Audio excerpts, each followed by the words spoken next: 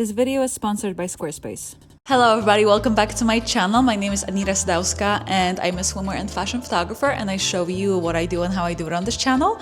Today I have a bit of a different video for you. I will be the model and I'll be taking self-portraits. Okay, so this is my outfit. I have this cute little swimwear piece, and then the bottoms, I also have like the actual swimwear bottoms on me. I might change as well afterwards, and I have this beautiful Moroccan-inspired villa that I booked for this. And I will be taking some cute photos of myself, and then you'll be able to see them. So I'm super excited to show you around. Let's go. Today I will be shooting on the Canon EOS R5 Mark II and the 2870. I got it as a loaner from Canon, and I have to say I have been loving the 2870. I've shot with it before and I remember really loving it, but I remembered it again and it's so good. I just love it. I think it's my favorite piece of gear out of all photography things. It's just such a beautiful lens. It's super hefty. It's really heavy. It's like 1.5 kilograms, I believe, which is like what, 2.5 pounds. It's you could hurt somebody with it, so it's like a good self-defense thing, I guess. But I really love this lens, and I've been really loving using the camera as well. And I've really missed Canon because I haven't shot with them for a while. I mean, I've shot with some stuff, but not really seriously. So I'm very, very excited to test it out today and to show you the pictures. So let's go. This is the view of the villa. This is definitely like the money shot. I love it. And then we have, hello, this really cute shower as well, which is gonna be beautiful. I'm actually shooting a tutorial here tomorrow, so I'm very excited about that. But other than that, this is me. I am her. We have this really cool upstairs as well, and there's a bedroom there. I'll show you later.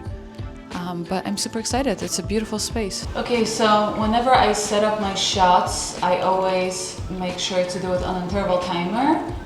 And then I also point the screen in my direction so I can actually see what I'm doing. And then I can go from there. Okay, we're on F2. I kind of want to be on a higher up stop, I think, for this one. Okay.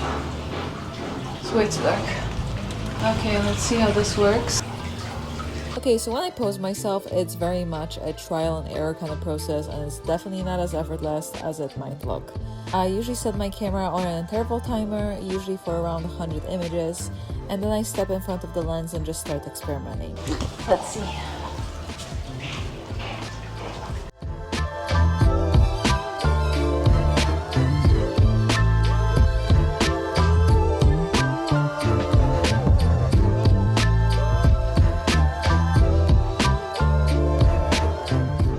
Oh, that's cute. Okay. Okay, I'm trying to think, what if I was standing here? I move through a lot of different poses, tweak my body position, adjust my hands, my posture, my expression, all while the camera is firing every second. Okay, let's see what we have. Let's see what we're working with.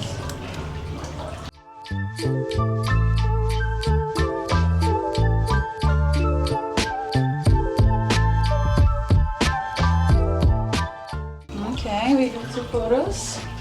I'm wondering if I was to maybe just have the bikini instead. Let's see. What does it look like?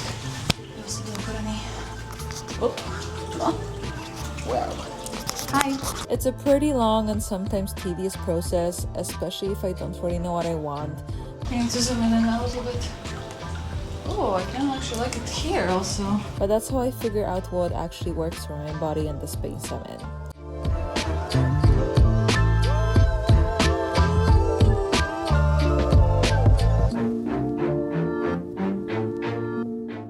Once the sequence is done, I will go through all the images, see what feels natural, what looks awkward, and what I might want to try again. Then I reset the timer and repeat the whole thing. What you see here is me constantly moving, testing, and refining in real time until I land on poses that feel right and photograph them the way I want to.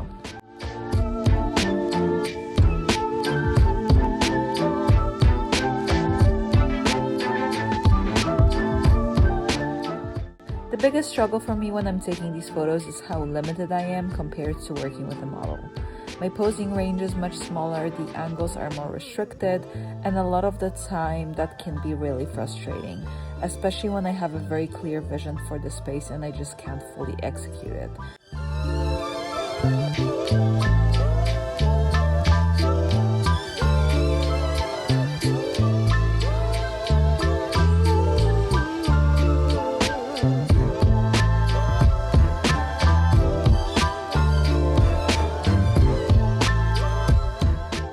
It's not even about the gear, it's more about the reality of being both the photographer and the subject. When I'm shooting someone else, I can move freely, adjust my angles on the fly, and instantly see what works. When I'm shooting myself, I'm tied to a tripod, locked into one perspective, trusting an angle I can't properly see, and trying to pose at the same time without a clear view of the screen. There are so many moving parts, camera placements, framing, timing, posing, all happening at once, and that combination makes self-portraits a completely different and much more challenging process.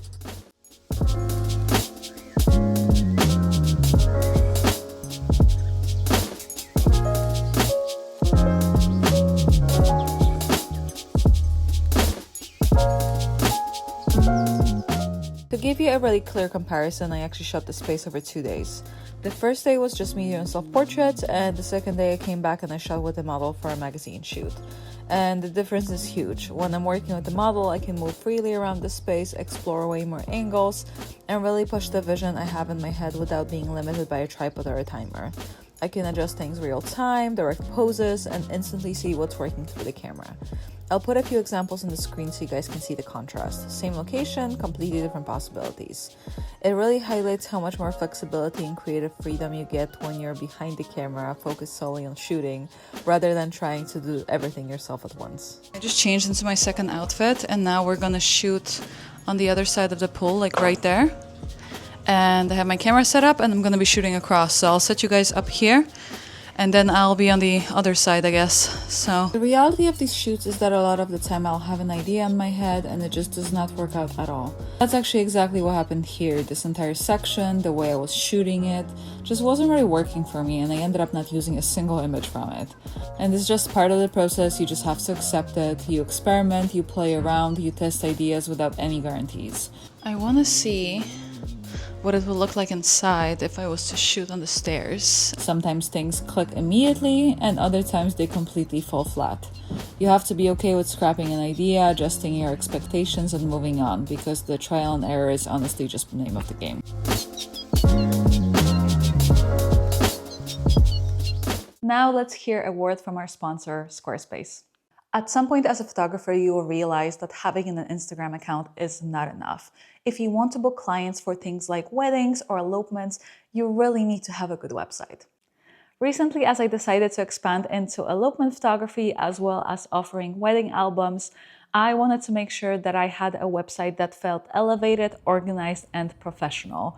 Not just a portfolio, but an actual client experience. And that's why I built my newest website on Squarespace. What I love about Squarespace is how easy it is to make your work look clean and intentional while still being really functional.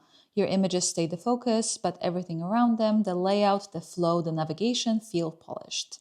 Using Fluid Engine, I was able to design my pages visually, move things around exactly how I wanted, and create a layout that works for galleries, albums, and client information, all without needing to code. It's also incredibly practical when it comes to booking clients. You can set up inquiry forms, contact pages, scheduling, and everything lives in one place.